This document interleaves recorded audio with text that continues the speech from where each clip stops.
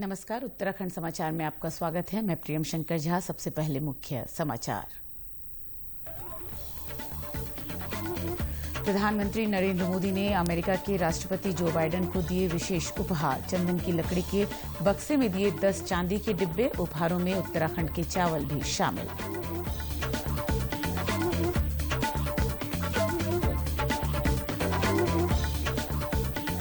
पिथौरागढ़ में खाई में गिरा वाहन, 10 लोगों की मृत्यु। सभी मृतक बागेश्वर के निवासी। राज्यपाल गुरमीत सिंह और मुख्यमंत्री पुष्कर सिंह धामी ने जताया शोक।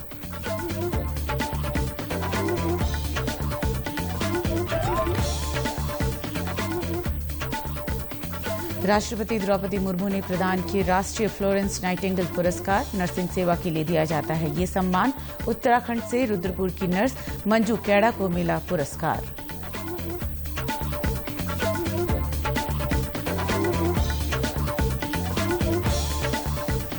और मुख्यमंत्री पुष्कर सिंह धामी ने कहा, संस्कृत को रोजगार से जोड़ेंगे। वेद शास्त्र अनुसंधान केंद्र का किया वर्चुअल उद्घाटन। केंद्र में परंपरागत ज्ञान और चारधाम परंपरा का होगा अध्ययन। अब समाचार विस्तार से। प्रधानमंत्री नरेंद्र मोदी ने अमेरिका के राष्ट्रपति जो बाइडेन और जिल बाइडेन को विशेष उपहार दिए। प्रधानमंत्री ने श्री बाइडेन को वनस्पतियों और जीवों के पैटर्न वाली सूक्ष्म नक्काशी के हस्त निर्मित चंदन की लकड़ी का बक्सा दिया। इस विशेष बक्से में 10 चांदी के डिब्बे हैं जो भारतीय संस्कृति के अनुरूप 10 विशेष दान की तरफ इंगित करते हैं। इनमें धान्य दान के लिए उत्तराखंड के लंबे दाने वाला चावल भी शामिल है। प्रधानमंत्री ने जिल बाइडेन को प्रयोगशाला में निर्मित 7.5 कैरेट का ग्रीन डायमंड भी उपहार में दिया। इसके अलावा प्रधानमंत्री ने उपनिषदों के 10 सिद्धांत की पुस्तक के अंग्रेजी अनुवाद के पहले संस्करण की प्रति भी राष्ट्रपति बाइडेन को उपहार स्वरूप भेंट की। इससे पहले प्रधानमंत्री नरेंद्र मोदी ने माइक्रोन टेक्नोलॉजी, जनरल इलेक्ट्रिक और जनरल इलेक्ट्रिक एरोस्पेस और अप्लाइड मटेरियल सहित अमेरिका की जानी मानी कंपनियों के मुख्य कार्यकारी अधिकारियों के साथ अलग अलग बैठकें ली। पिथौरागढ़ जिले के थाना नाचनी इलाके में मसूरी कांठा होकरा मोटर मार्ग पर एक वाहन के गहरी खाई में गिरने से सभी 10 लोगों की मौत हो गई। राज्य आपदा प्रबंधन और बचाव विभाग ने इसकी पुष्टि की है। राज्य आपदा प्रबंधन और बचाव के अनुसार आज सुबह एक जीप में बागेश्वर के श्यामा क्षेत्र के 10 लोग होकरा मंदिर में पूजा के लिए जा रहे थे। इस बीच नाचनी के निकट स्थित सप्लाई गोदाम के पास वाहन दुर्घटनाग्रस्त हो गया। सूचना मिलने पर एसडीआरएफ और पुलिस की टीम मौके पर पहुंची और राहत व बचाव अभियान चलाया गया। सभी मृतकों की पहचान कर ली गई है। मृतक बागेश्वर के कपकोट के श्यामा और भनार इलाके के निवासी थे। राज्यपाल गुरमीत सिंह और मुख्यमंत्री पुष्कर सिंह धामी ने हादसे पर दुख जताया है। उन्होंने ईश्वर से दिवंगत आत्माओं को शांति प्रदान करने की कामना करने के साथ ही मृतकों के परिजनों को धैर्य प्रदान करने के लिए प्रार्थना की। राष्ट्रपति द्रौपदी मुर्मू ने आज राष्ट्रपति भवन में आयोजित एक समारोह में नर्सिंग पेशेवरों को वर्ष 2022 और 2023 के लिए राष्ट्रीय फ्लोरेंस नाइटिंगेल पुरस्कार प्रदान किए। ये पुरस्कार नर्सों और नर्सिंग पेशेवरों को सराहनीय सेवाओं के लिए प्रदान किए जाते हैं। इसकी स्थापना 1973 में केंद्रीय स्वास्थ्य और परिवार कल्याण मंत्रालय ने की थी। उत्तराखंड के रुद्रपुर में जवाहरलाल नेहरू जिला अस्पताल की एएनएस मंजू कैड़ा भी इसमें शामिल हैं। मंजू कैड़ा पिछले 35 साल से नर्सिंग की सेवा में हैं। उन्होंने कोविड काल में एक भी अवकाश नहीं लिया और महिला चिकित्सालय में तैनाती के दौरान कोविड पॉजिटिव महिलाओं के प्रसव भी कराए। एएनएस जवाहरलाल नेहरू जिला अस्पताल रुद्रपुर उत्तराखंड। रुद्रपुर दंगों के पीड़ितों की देखभाल में आपका योगदान अत्यधिक महत्वपूर्ण रहा है। आपने स्किल बर्थ अटेंडेंट, दक्ष नेशनल स्किल ट्रेनिंग और पीपीआईयूसीडी इंसर्शन ट्रेनिंग के लिए जिला स्तरीय टीओटी किया है। आपने कोविड अस्पताल का कुशलता से प्रबंधन किया। आपके कायाकल्प परियोजना, एंटी टोबैको ड्राइव और कोविड देखभाल में योगदान की सराहना की गई है। श्रीमती मंजू केड़ा।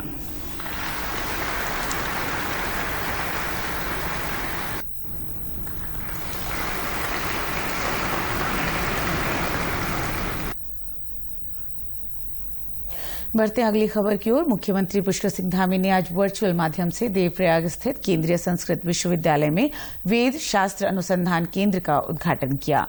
ये केंद्र श्री रघुनाथ कीर्ति परिसर में स्वामी करपात्री महाराज की स्मृति में बनाया गया है।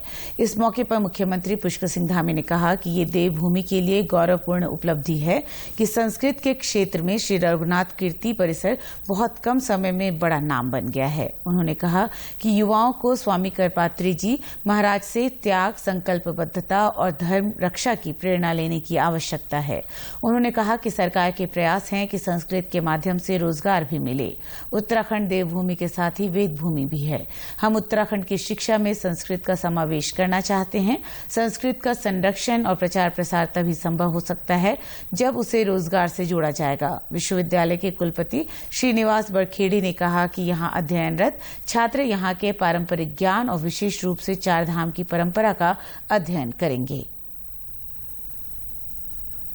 परिसर का निर्माण हुआ है, तो यहाँ के जितने भी प्राचीन परंपरा को अवगत करने के लिए जो छात्र हैं, उसके साथ अन्य राज्यों से भी छात्र यहाँ आएंगे। यहाँ के सभी छात्रों को यहाँ अवसर मिलेगा।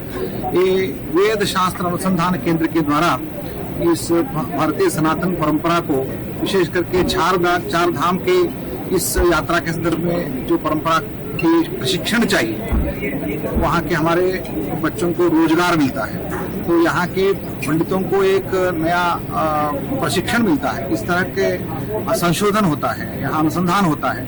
इसके द्वारा इस परिसर का विस्तार होगा। उत्तराखंड राज्य के लिए खास करके ये बहुत बड़ी उपलब्धि होगी।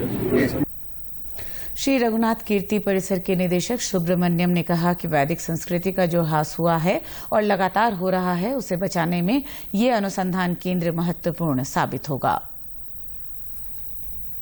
तो शिथिल हो रहे वैदिक परंपरा का और इस समय में मुख्य धारा से अलग हो रहे वैदिक चिंतन का कितने हद तक पुनरुत्थान होगा, यह एक महत्वपूर्ण मुद्दा है इस केंद्र के पीछे। इससे अवश्य ही पुनरुत्थान होगा, पुनरुज्जीवित होगा वैदिक धारा। चंपावत जिले के गौरलचौर मैदान में आज से 10 दिवसीय गोलजियो महोत्सव शुरू हो गया है। इस महोत्सव में शैक्षिक, सांस्कृतिक कार्यक्रमों के साथ ही व्यापारिक मेले का भी आयोजन किया जा रहा है। इसका उद्घाटन सांसद अजय टमटा ने किया। इस मौके पर उन्होंने कहा कि इस प्रकार के आयोजन से स्थानीय स्तर पर लोगों को मंच उपलब्ध होने के साथ ही प्रतिभाओं को निखरने का भी मौका मिलता है। साथ ही स्थानीय लोग और दर्शक हमारी संस्कृति और विधाओं से परिचित होते हैं। विभिन्न प्रकार के कार्यक्रम यहाँ आयोजन किए जाएंगे। इससे हमारे स्थानीय लोगों को बहुत बड़ा एक मंच उपलब्ध होता है, जिसके माध्यम से हमारे स्कूल के बच्चों की प्रतिभाओं को भी निखारने का मौका मिलता है। और इस कारण से नगर पालिका क्षेत्र के अंतर्गत आने वाले लोगों को भी विभिन्न प्रकार की विधाओं को देखने का अवसर, हमारे संस्कृति को, हमारे संस्कार को देखने का अवसर मिलता है। और मंच पे आने के कारण से बहुत सारे चीजों को हम यहाँ पर अपने प्रतिभावान लोगों को भी आगे निखारने में एक बहुत बड़ी मदद मिलती है।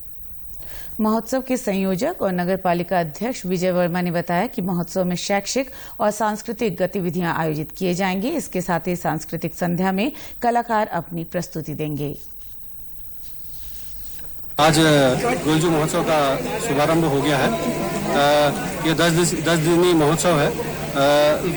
22 तारीख से 25 तारीख तक सांस्कृतिक कार्यक्रम चलेंगे और 22 तारीख से 2 तारीख तक ये मेला इसी प्रकार चलता रहेगा। वन मंत्री सुबोध उनियाल आज कोटद्वार पहुंचे। उन्होंने कण्वाश्रम में वन विभाग के अधिकारियों की बैठक ली। बैठक के बाद मीडिया के साथ बातचीत में उन्होंने कहा कि कोटद्वार और चिल्लरखाल के बीच सड़क मार्ग का मामला हाईकोर्ट में विचाराधीन है। हमारा प्रयास है कि इस सड़क को हरी झंडी मिल जाए ताकि आम जनता को सहूलियत मिल सके। मामला माननीय उच्चतम न्यायालय में विचाराधीन भी है और सीसी का भी इसमें कहीं न कहीं संलिप्त है। उन्होंने भी रिपोर्ट सबमिट की है, जिसमें सरकार ने भी अपना एफिडेविट दिया। सरकार की मंशा बहुत साफ है कि फॉरेस्ट कंजर्वेशन एक्ट की मंशा को रखते हुए आम आदमी को भी सहूलियत दी जाए, क्योंकि हम लोगों की अल्टीमेटली हम लोगों की अकाउंटेबिलिटी आम जनता के लिए है। तो जनता को किस तरह से इस सड़क के निर्माण से उनको सहूलियत दी जा सके, इस पर निश्चित रूप से विभाग बहुत गंभीरता से काम करेगा। वहीं विधानसभा अध्यक्ष रितु खंडूड़ी ने बताया कि बैठक में वन विभाग के अधिकारियों के साथ विभिन्न मुद्दों पर मंथन किया गया। आश्रम का चाहे सौंदर्यकरण हो, चाहे हमारी लाल ढांग चिल्लल खाल रोड हो, चाहे वो रेस्क्यू सेंटर की बात हो, सब पर काफी लंबी चौड़ा डिस्कशन हुआ है और मुझे पूरा विश्वास है कि जल्द हम लोग यहाँ पर अच्छा काम कर पाएंगे। मौसम विभाग ने 26 जून तक राज्य में कहीं कहीं भारी बारिश, आकाशीय बिजली चमकने 40 से 50 किलोमीटर प्रति घंटे की गति से झोंकेदार हवाएं चलने का ऑरेंज और रेड अलर्ट जारी किया है। विभाग के निदेशक विक्रम सिंह ने बदलते मौसम को देखते हुए चारधाम यात्रियों से विशेष सतर्कता बरतने की अपील की है। वहीं राजधानी देहरादून सहित प्रदेश के विभिन्न जिलों में कल देर रात से आज दोपहर तक हुई बारिश से तापमान में कमी दर्ज की गई है। उधर बागेश्वर में भारी बारिश के चलते सरयू नदी का जलस्तर बढ़ गया। उधम सिंह नगर जिले के काश्तकारों का रुझान परंपरागत खेती को छोड़कर नकदी फसलों की ओर बढ़ रहा है। बाजपुर, काशीपुर और जसपुर के किसान केले की खेती कर रहे हैं। जिले में लगभग 80 हेक्टेयर क्षेत्रफल पर केले की खेती की जा रही है। केले की फसल लगभग 1.5 साल की होती है, जिसमें किसानों को धान गेहूं की तुलना में अधिक फायदा हो रहा है और मौसम की मार भी कम पड़ रही है। मुख्य विकास अधिकारी विशाल मिश्रा ने कहा कि यहां के किसान अपनी आय को दोगुनी करने के लिए फूलों की खेती के साथ ही केले के उत्पादन को अपना रहे हैं। उन्होंने कहा कि केले के उत्पादन को बेहतर बाजार व्यवस्था उपलब्ध कराने का प्रयास भी किया जा रहा है। किसान जो है अपनी आय को दुगना करने के लिए, बढ़ाने के लिए कैश क्रॉप की तरफ बढ़ रहे हैं, जिसमें प्रमुख कैश क्रॉप जो है फूलों की और फलों की भी है। इसी क्रम में हमारे जनपद उधम सिंह नगर में लगभग 80 हेक्टेयर जमीन जो है वो केले के उत्पादन के लिए यूज हो रही है और कहीं ना कहीं हम लोगों का ये टारगेट है कि इसको भविष्य में और बढ़ाया जाए। बाजपुर में भी कई किसान हैं, कुंडेश्वरी, काशीपुर में भी कई किसान हैं जो अच्छा काम कर रहे हैं। मुख्य उद्यान अधिकारी भावना जोशी ने बताया कि नेशनल बागवानी मिशन के तहत किसानों को केले के उत्पादन के लिए अनुदान की व्यवस्था की गई है। साथ ही साथ मुख्यमंत्री बागवानी योजना के 50% अनुदान पर किसानों को पौधे भी उपलब्ध कराए जाते हैं। केले को लेके और केले को बढ़ाने के लिए बहुत सारे हमारे प्रयास किए जा रहे हैं, जिसमें नेशनल हॉर्टिकल्चर मिशन के अंतर्गत भी 50% सब्सिडी पे केले पे अनुदान दिए जा रहे हैं। उसके अलावा ये कैश क्रॉप के रूप में उभर रही है और इसमें अच्छा खासा किसानों को रेट भी मिल रहा है। और उसके अलावा इसको बढ़ावा देने के लिए मार्केट लिंकेज में की व्यवस्था की जा रही है, जिसमें फ्यूचर में अगर इसका प्रोडक्शन और बढ़ता है तो इसमें राइटिंग चैम्बर्स की व्यवस्था की जाएगी। एडीओ उद्यान कमलजीत कौर का कहना है कि पारंपरिक खेती में लागत अधिक लगने और फायदा कम होने के कारण किसान फल, फूल और केले जैसी फसलों की तरफ रुख कर रहे हैं। एक्चुअली में जो उद्यान विभाग की तरह है कि यहाँ का जो फार्मर है वो गेहूं और धान की खेती करता था मैक्सिमम, तो उसमें उसको कम प्रॉफिट आ रहा था। लेकिन उद्यान विभाग की ओर से जो बागवानी में मुख्यमंत्री एकीकृत बागवानी विकास योजना की योजना चल रही है, तो उसमें हमने 50% सब्सिडी इनको प्लांटेशन में दी है। तो उसके अंतर्गत फार्मर्स को थोड़ी लागत कम हो रही है और दवाइयाँ वगैरह जितनी भी है छूट पे दी जा रही हैं और फार्मर को इसमें अच्छा प्रॉफिट मिल रहा है। बाकी परंपरागत खेती से उनको लाभ हो रहा है उससे। केले की खेती करने वाले बाजपुर निवासी किसान प्रीतपाल सिंह का कहना है कि ये केंद्र और राज्य सरकार की बहुत अच्छी योजना है। हमने जी मुख्यमंत्री एकीकृत बागवानी योजना के तहत हमने उपलब्ध हुई थी, मेरा जो सब्सिडी मिली, सहायता मिली थी 50%, तो हमने उसके तहत से किया था। बड़ी अच्छी योजना है ये। प्रदेश में 22 अप्रैल से शुरू हुई चारधाम यात्रा सुचारू रूप से चल रही है। अब तक 30 लाख से अधिक श्रद्धालुओं ने चारधाम सहित हेमकुंड साहिब के दर्शन किए हैं। केदारनाथ में 10,17,000 से अधिक तीर्थयात्रियों और बद्रीनाथ में 8,98,000 से अधिक श्रद्धालुओं ने दर्शन किए। वहीं उत्तरकाशी स्थित गंगोत्री और यमुनोत्री धामों में लगभग 10 लाख श्रद्धालुओं ने पूजा अर्चना की। पुलिस महानिदेशक अशोक कुमार ने बताया कि चारधाम यात्रा पर आ रहे श्रद्धालुओं के सुगम दर्शन और सुरक्षित यात्रा के लिए प्रदेश पुलिस के जवान समर्पित हैं। प्रदेश के समाचारों में बस इतना ही। चलते चलते मुख्य समाचार एक बार फिर। प्रधानमंत्री नरेंद्र मोदी ने अमेरिका के राष्ट्रपति जो बाइडेन को दिए विशेष उपहार। चंदन की लकड़ी के बक्से में दिए 10 चांदी के डिब्बे। उपहारों में उत्तराखंड के चावल भी शामिल।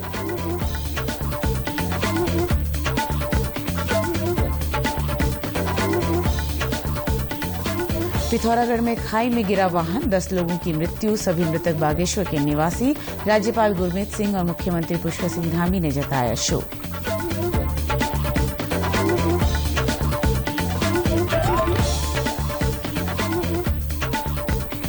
राष्ट्रपति द्रौपदी मुर्मू ने प्रदान किए राष्ट्रीय फ्लोरेंस नाइटिंगेल पुरस्कार। नर्सिंग सेवा के लिए दिया जाता है ये सम्मान।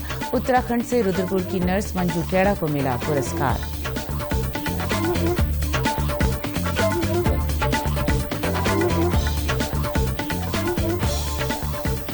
और मुख्यमंत्री पुष्कर सिंह धामी ने कहा, संस्कृत को रोजगार से जोड़ेंगे। वेद शास्त्र अनुसंधान केंद्र का किया वर्चुअल उद्घाटन। केंद्र में परंपरागत ज्ञान और चारधाम परंपरा का होगा अध्ययन। इसी के साथ समाचार समाप्त हुए। नमस्कार।